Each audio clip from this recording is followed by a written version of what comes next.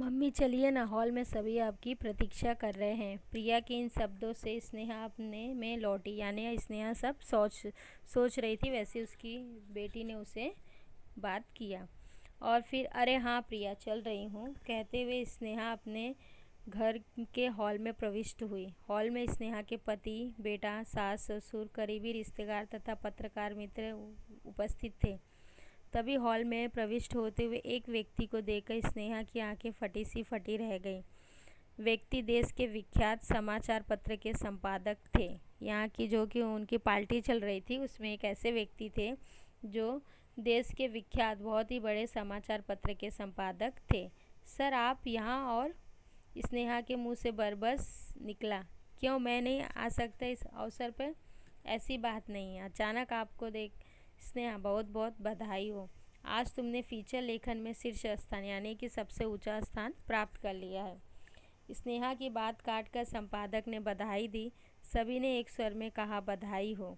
इन शब्दों को सुनते ही स्नेहा 10 वर्ष पूर्व की दुनिया में चली गई। यानी कि सब उसे बधाई दे रहे हैं और पत्रकारिता के क्षेत्र में जो बड़े संपादक थे वो आए हैं। ये सब सुनते सुनते स्नेहा क्या कर दी, 10 वर्ष पीछे वो पास्ट में वो चली गई। वो पत्रकारिता कोर्स के बीते दिन महीने, फीचर संबंध के सुने हुए लेक्चर्स, प्रोफेसरों से की गई चर्चाएं, अध्ययन परीक्षा, फीचर लेखन का प्रारंभ, फीचर लेखन की सिद्धहस्त लेखिका बनना ही उसका एकमात्र सपना था। उसकी यादों में वह दिन तैर गया जब उसे पत्रकारिता कोर्स में फीचर लेखन पर व्याख्यान देने के लिए बुलाया गया था। हॉल विद्यार्थियों से खचाखच भरा हुआ था। यानी कि उनको भी सब सुन के ये सारी चीज़ें लेक्चर लेके उन्हें भी क्या गया था, एक दिन उन्हें ऐसे बच्चों का व्याख्यान देने के लिए, उन्हें गेस्ट लेक्चर के लिए उन्हें स्नेहा जी को बुलाया गया था। आज उसने अपने परिश्रम सार्थक होते नज़र आ रहे थे कि उन्होंने इतना जो परिश्रम और मेहनत किया है, आज उनका सच में सार्थक होता नज़र आ रहा था। फीचर लेखन पर स्नेहा ने बोलना प्रारंभ किया रोचक प्रसंगों के साथ। यानी कि पहले उन्होंने रोचक बातें की, फिर शुरुआत की।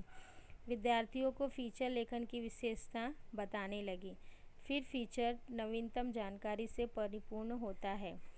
किसी घटना की सत्यता अथवा तथ्यता, यानी तथ्य यानी कि उसमें सत्य बातें होनी चाहिए, और तथ्यता यानी उस सत्य का प्रमाण भी होना चाहिए। फीचर का मुख्य तत्व है। बिना प्रमाण के आप फीचर लेखन की सत्यता साबित नहीं कर सकते हो। फीचर लेखन में राष्ट्रीय स्तर के तथा अन्य महत्वपूर्ण विषयों का समावेश होना चाहिए, क्योंकि समाचार पत्र दूर दूर तक जाते हैं। इतना ही नहीं, फीचर का विषय समसामयिक होना चाहिए। यानी कि फीचर का विषय ऐसा होना चाहिए कि जो आम समाज के लिए हो और वह दूर दूर जाते हैं, तो इसमें मुख्य बातों का भी स्थान रखना चाहिए। फीचर लेखन में भाव प्रधानता होनी चाहिए। यानी कि आप किसी की भावनाओं को किसी भी तरह से ठेस ना पहुंचाएं, इसका ध्यान होना चाहिए। फीचर नीरस फीचर कोई नहीं पढ़े, यानी कि जिसमें कोई जान ना हो, मतलब उसमें बेजान हो, ऐसा कोई भी फीचर आर्टिकल पढ़ना नहीं चाहता है। फीचर के विषय से संबंधित तथ्यों का आधार दिया जाना चाहिए। स्नेहा आगे बोलती जा रही थी, विश्वसनीयता के फीचर विषय की तार्किकता को देना आवश्यक होता है। तार्किकता मतलब तर्क लगाना के बिना फीचर अविश्वसनीय बन जाता है। फीचर में विषय की नवीनता का होना आवश्यक है। यानी कि उसमें नवीनतम होना चाहिए, तार्किक रहना चाहिए, और उसके अभाव में पाठक ऐसा ना हो कि वो अपठनीय बन जाए, पढ़ने के लायक ना बन जाए। फीचर में किसी भी व्यक्ति घटना का उदाहरण अगर आप दे रहे हो तो उसकी जानकारी संक्षिप्त रूप में आप क्या करो, उसे आप दो। पाठक की मानसिक योग्यता को आप समझो। शैक्षणिक पृष्ठभूमि को ध्यान में रख के फीचर किया जाना चाहिए। उसे प्रभावी बनाने के लिए प्रसिद्ध व्यक्तियों के कथनों, यानी कि आपके फीचर में प्रभाव हो तो जो बड़े बड़े प्रसिद्ध व्यक्तियों उनके कही गई बातें, उदाहरण, मुहावरों, लोकयुक्तियों का प्रयोग फीचर में आप क्या करो, अच्छी तरह से लगा दो, तो फीचर में 4 चांद लगा देगा। यानी कि वो जो तथ्य हैं वो सही हैं, कहावतें हैं, लोगों की बातें हैं, मुहावरे बता दो, तो फीचर को पढ़ने में और भी रोचकता पैदा हो जाती है। फीचर लेखन को निष्पक्ष रूप से अपना मत व्यक्त करना चाहिए। किसी के दबाव में या किसी के फेवर में आपको फीचर लेखन नहीं करना चाहिए। जो निष्पक्ष हो और सही हो वैसे आपको फीचर लेखन लिखना चाहिए, जिससे पाठक उसके विचार से सहमत हो सके।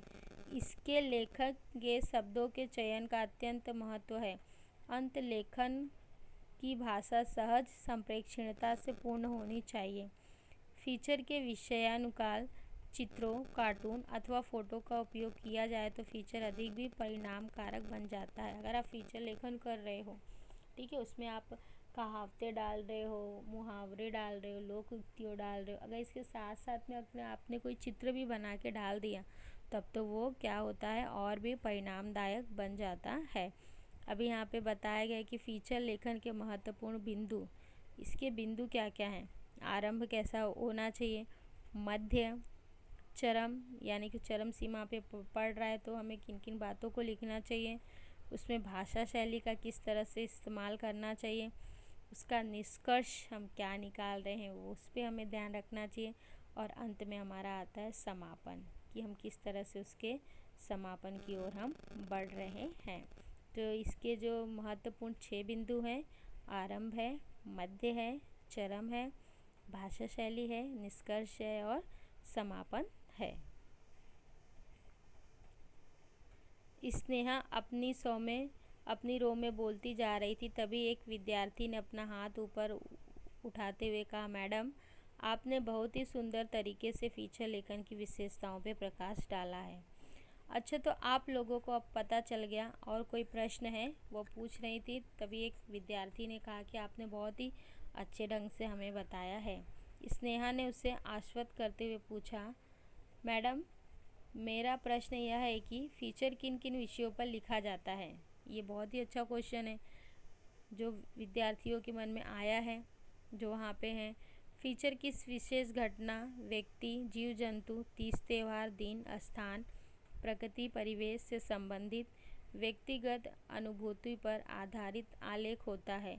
इस आलेख को कल्पनाशीलता, सृजनात्मकता, कौशल के साथ मनोरंजन और आकर्षक शैली में प्रस्तुत किया जा सकता है। फीचर का टॉपिक क्या क्या हो सकता है, तो इसमें ये बताया गया है कि तीज त्यौहार, दिन, स्थान, व्यक्ति, ऐसे सारी चीज़ों में है। हम उसमें कल्पना का भी प्रयोग करके लिख सकते हैं, और उस कल्पना को सृजनात्मक यानी कि उसे सजीव बना के लिख सकते हैं। मनोरंजन के कौशल में हम लिख सकते हैं। तो फीचर लेखन के हमारे ये विषय हैं। स्नेहा ने सभी पर दृष्टि घुमाई, एक क्षण के लिए रुकी, फिर बोलने लगी। फीचर के अनेक प्रकार हैं, जैसे कि व्यक्तिपरक फीचर, विवरणात्मक फीचर, साक्षात्कार फीचर, सूचनात्मक फीचर, विश्लेषणात्मक फीचर और विज्ञापन फीचर। अभी यहाँ पे बताया गया है कि व्यक्तिपरक फीचर यानी किसी एक व्यक्ति के ऊपर आप लिख के ऑटोबायोग्राफी लिख रहे हो तो उसे हम व्यक्तिपरक फीचर कहते हैं। विवरणात्मक यानी कि आप किसी जगह पे गए हो और उसकी आप क्या कर रहे हो, विवरण यानी पूरी अच्छे से पूरा उसका रूपरेखा आप लिख रहे हो तो उसे हम कहते हैं विवरणात्मक लेखन फीचर। साक्षात्कार यानी इंटरव्यू आप किसी का लिए हो तो जब उसका आप लेख लिख रहे हो तो उसे हम साक्षात्कार फीचर के। सूचनात्मक यानी कि कहीं पे भी हमें हिस्टोरिकल प्लेस से कुछ भी है वहाँ पे अगर आप हमें जानकारी प्राप्त कर रहे हो वो वाला लेख लिख रहे हैं तो हम उसे सूचनात्मक फीचर कहते हैं। विश्लेषणात्मक यानी आप विश्लेषण कर रहे हो, कोई भी चीज़ घटना घटित हुई है और उस घटना को आपको क्या समझ में आया, आप उसका क्या विश्लेषण करते हो, निष्कर्ष क्या निकालते हो, तो जो आप निष्कर्ष निकाल के आप लिखते हो उसे विश्लेषणात्मक फीचर कहा जाता है।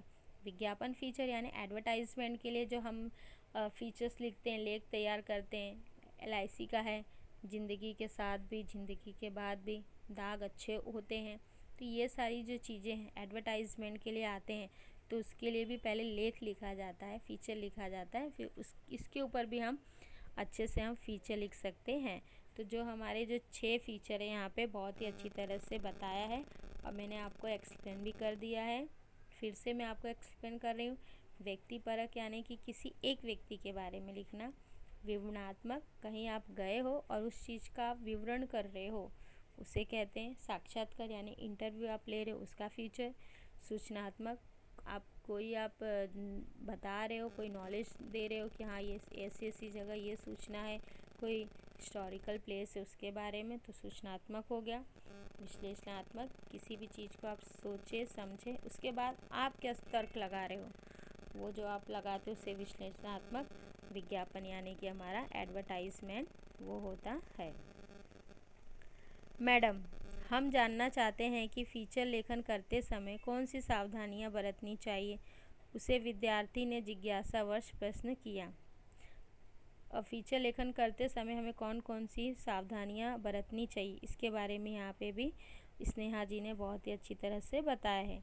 फीचर लेखन में मिथ्या आरोप प्रत्यारोपण करने से बचना चाहिए। फीचर लेखन जो आप लिख रहे हो सही हो, कोई भी ये नहीं कि उसने ऐसा कहा है, तर्क वितर्क नहीं। आपके पास अगर सबूत है तो ही आप उसमें डालो, नहीं तो कुछ भी गलत चीज़ें लिखनी नहीं है।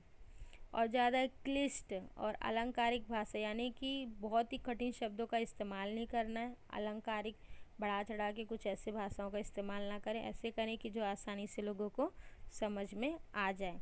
और झूठे तथ्यात्मक आंकड़े यानी कोई झूठा आंकड़ा हो, प्रसंग घटना हो, ऐसा आप उल्लेख मत करो। अगर उस आंकड़ों का आपके पास सबूत है, सही में हो, तो ऐसे ही आंकड़े आप लिखो।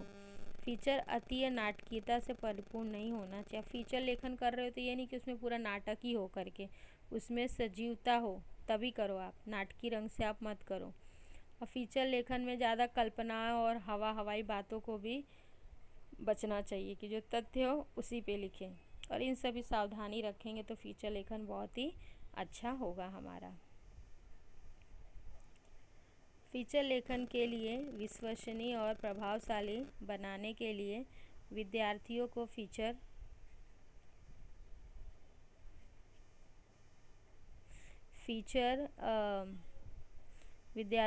फीचर के विषय में पूछना है। तो स्नेहा ने पूरी कक्षा पर नज़र डाली। तभी एक विद्यार्थी ने हाथ उठाया और कहा, मैडम क्या आप फीचर लेखन की प्रक्रिया पर प्रकाश डालेंगी? तो यहाँ पे फीचर लेखन की प्रक्रिया के बारे में बताया गया है। पहला है विषय का चयन, सामग्री का चयन, फीचर योजना। तो विषय का चयन हमें कैसे करना चाहिए? फीचर लेखन में विषय का चयन करते समय इस बात को ध्यान रखनी चाहिए कि वो विषय कैसा हो, रोचक हो, ज्ञानवर्धक हो, उत्प्रेरित करने वाला हो और वह समयानुकूल समसामयिक होनी चाहिए। यानी कि वो करंट अफेयर उसमें होना चाहिए, उसमें एक नॉलेज की बात हो और वह दूसरे को भी क्या करे, वह नॉलेज पहुंचाए। तो ऐसे विषय का क्या करना चाहिए, हमें चयन करना चाहिए, ऐसे विषय को हमें सिलेक्ट करना चाहिए। सामग्री का संकलन, क्या क्या चीज़ें उसमें चाहिए हमें। सामग्री का संकलन एक महत्वपूर्ण अंग है। उसमें क्या क्या आप करोगे, पहले आपने विषय का चयन किया, अभी क्या क्या उसमें लिखोगे। उचित जानकारी चाहिए, अनुभव का चाहिए कि आपको अनुभव हो। फीचर नीरस सिद्ध हो सकता है, अगर बिना अनुभव के आप लिख रहे हो तो उसमें नीरस पैदा हो सकती है। विषय से संबंधित उपलब्ध पुस्तकों, पत्र पत्रिकाओं के सामग्री जुटाने के अलावा बहुत सी सामग्री लोगों से मिल के कई स्थानों पे जाके जुटानी पड़ती है। यानी जो भी हो बुक में से देखो वो चीज़ घटना घटी तो लोगों से मिलो, वह स्थान पे जाओ कि आप इसके बारे में आप फीचर लेखन लिख रहे हो तो लोगों से मिल के जो सत्यता हो उस पर आधारित हो, फिर आपको करना फीचर लेखन। ये सारी चीज़ों का संग्रह करना चाहिए। फीचर योजना जो है, फीचर लिखने से पहले फीचर एक योजनाबद्ध ढांचा बनाना चाहिए। आपको उसमें पहले से क्या क्या पॉइंट्स लिखना चाहिए। अपने इस मंतव्य के साथ स्नेहा विद्यार्थी की जिज्ञासा देखनी चाहती थी। तभी एक विद्यार्थी ऊपर उठा और उसने स्नेहा से पूछा, फीचर लेखन के कितने सोपान हैं अथवा कितने चरण होते हैं जिनके आधार पर फीचर लेखन हम कह सकते हैं? स्नेहा ने कहा, अरे वाह, कितनी रुचि आप लोग रखते हो फीचर लेखन में। तो चलिए हम फीचर लेखन के हम चरण भी बता देते हैं, सोपान भी बता देते हैं कि कितने सोपान हैं। तो निम्न 4 सोपान हैं और ये 4 चरणों पे फीचर लेखन क्या होता है वह लिखा जाता है। तो इसमें 4 सोपान के बारे में बताया गया है कि 4 सोपान से किस तरह से फीचर लेखन हम कर सकते हैं। तो पहला है हमारा प्रस्तावना, दूसरा है विवरण तथा मुख्य कलेवर, तीसरा है उपसंहार और चौथा है हमारा शीर्षक। ये तो 4 सोपान है और ये 4 सोपान से क्या कर सकते हैं, हम लिख सकते हैं। प्रस्तावना क्या होनी चाहिए, इंट्रोडक्शन। प्रस्तावना में फीचर के विषय का संक्षिप्त परिचय होना चाहिए और उसके आकर्षक और विषयानुकूल होना चाहिए, यानी कि उसे विषयानुकूल ही होना चाहिए उसका। इस तरह से इसमें बताया गया है। इसमें पाठकों के मन में फीचर पढ़ने की जिज्ञासा जागृत होती है और पाठक अंत तक फीचर से जुड़ा रहता है। तो इस तरह से इसमें यह बताया गया है कि किस तरह से पाठक जुड़ा रहता है। विवरण, किस तरह से उसका विवरण करना चाहिए। फीचर में विवरण का महत्वपूर्ण स्थान होता है, यानी कि एक्सप्लेन उसे कैसे करना चाहिए। फीचर में लेखक स्वयं के अनुभव, लोगों से प्राप्त जानकारी और विषय की क्रमबद्धता के साथ रखता है, रोचक रखता है, संतुलित करता है और उसमें पिरोकर पाठक के सम्मुख रखता है। यानी आप जो भी आप विवरण कर रहे हो, एक्सप्लेन कर रहे हो, क्रमबद्धता रखो, रोचक रखो उसमें, और ऐसे रखो कि पाठक भी क्या करे, उसके सम्मुख वो अच्छे से वह देख सके और पढ़ सके। तीसरा है उपसंहार। यह अनुच्छेद संपूर्ण फीचर का सार निचोड़ है, यानी कि पूरा उसमें निचोड़ बता देता है कि आप किन किन चीज़ों का निष्कर्ष आपने किया है। अथवा कुछ अनुत्तरी प्रश्न पाठकों के ऊपर भी छोड़ दिया जाता है। मतलब उसमें आप ऐसे लिखो ना कि कुछ चीज़ ना कि पाठक खुद इसका बताए कि इसका अंत क्या होना चाहिए या उनकी राय क्या है, उसमें क्या वो खुद कर सकते हैं। ऐसे नहीं कि आप फीचर कर रहे हो तो आप अपनी ही बातें लिखते जाओ। कुछ ऐसे क्वेश्चन भी आप छोड़ो ताकि पाठक जो है वह भी वो सोचे करके कि इसके विषय में हाँ ऐसा भी हो सकता है, यह चीज़, यह निष्कर्ष पे ये बात हम रख सकते हैं, और जिससे पाठक भी सोचने पे विमर्श हो जाए और उसकी भी जिज्ञासा बनी रहे और उसे भी ज्ञान की वह भी प्राप्ति में वह क्या करे, वह उसके विषय में और भी वह खोजने लगे वह। और शीर्षक जो आता है हमारा लास्ट में, तो शीर्षक आपको कैसा रखना है। शीर्षक तो फीचर की आत्मा होती है, यानी टाइटल आप जो भी रखते हो तो क्या है, फीचर की आत्मा होती है। अगर वो रोचक है तो समझ लो आधे से ज़्यादा काम वैसे ही हमारा बन जाता है। शीर्षक संक्षिप्त होना चाहिए, रोचक होना चाहिए, जिज्ञासावर्धक होना चाहिए, नवीन होना चाहिए, आकर्षक होना चाहिए और इसके साथ साथ में ज्ञान वृद्धि का उत्तम उसमें शीर्षक के गुण होने चाहिए। तो इन चारों का समावेश यहाँ पे किया गया है। ये इसके सोपान हैं यहाँ पे बताए गए हैं। तो पहला सोपान है हमारा प्रस्तावना, इंट्रोडक्शन। सेकंड है विवरण अथवा मुख्य कलेवर। थर्ड है हमारा उपसंहार और चौथा है हमारा शीर्षक, कि किस तरह से हमें उससे शीर्षक को देना चाहिए। तो ये सारी चीज़ में जो सोपान है इसमें यह बताने की कोशिश की गई है कि किस तरह से हमें शीर्षक प्रस्तावना रखनी है, विवरण जो देना है वो ध्यान में रखना चाहिए कि वो सारी चीज़ें सब सही हो, उसमें किसी भी तरह का कोई भी फेक नहीं रहना चाहिए, सब चीज़ सजीव हो, उसमें क्रमबद्धता हो और फीचर लेखन का जो निष्कर्ष हो ऐसा हो कि हमें कुछ क्या करना चाहिए, हमें पाठकों के भी ऊपर प्रश्नवाचक छोड़ देना चाहिए, वो भी सोचें ताकि वो भी कुछ हमें ज्ञान दें, अपना कुछ फीडबैक दें। और शीर्षक तो उसकी आत्मा ही होती है। टाइटल अच्छा रखोगे तो आधे से ज़्यादा लोगों को शीर्षक से ही उनकी जिज्ञासा बढ़ती है कि किस तरह से वो और संक्षिप्त रूप में जानकारी दें।